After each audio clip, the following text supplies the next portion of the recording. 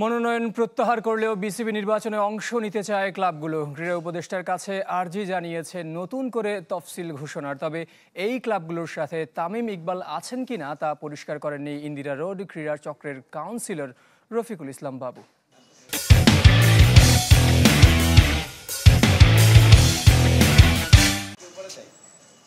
মনোনয়ন প্রত্যাহারের ২৪ ঘন্টা পর আবারও নির্বাচনী প্রক্রিয়ায় যুক্ত হওয়ার ইচ্ছায় বিসিবি কার্যালয়ে রফিকুল ইসলাম বাবু, ইয়াসির মির্জারা। বাতিল হওয়া ১৫ ক্লাবের কাউন্সিলরদেরও অনেকে সঙ্গী হয়েছিলেন। নতুন করে নির্বাচনী কার্যক্রম শুরুর অনুরোধ জানাতে চেয়েছিলেন বিসিবি প্রধান নির্বাহীকে, কিন্তু ছুটির দিনে দেখা মেলেনি। তাই গণমাধ্যমের কাছে আর্জি জানিয়েছেন ক্রিকেটের স্বার্থে নতুন শুরুর। এখন যে এক্সিস্টিং বোর্ড আছে সেই বোর্ডটা কিন্তু ইচ্ছা করলে এটা রুলস রেগুলেশনে যেটা আছে সেটা কিন্তু এটার মেয়াদ কিন্তু বাড়িয়ে দিয়ে কিন্তু অনেকটা সমাধান করা যেতে পারে।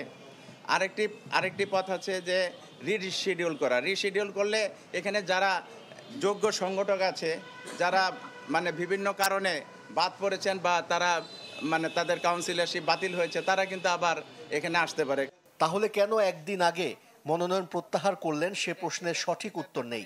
আছে ক্লাবগুলোর আকুতি, যার নেতৃত্বে নির্বাচন থেকে সরে দাঁড়ানো সেই তামিম ইকবাল এদিন অনুপস্থিত। ব্যক্তিগত ছুটিতে দেশের বাইরে খান সাহেব। তাহলে কি তামিমকে ছাড়াই নতুন নির্বাচনের রোডম্যাপ চাচ্ছে ক্লাবগুলো? আমি সবার তরফ থেকে বলছি, এটা সবার তরফ থেকে আমি বলছি, এটা আমি স্পেসিফিক কারো নাম বলছি না, কিন্তু এখানে যে ও আছে এটা না।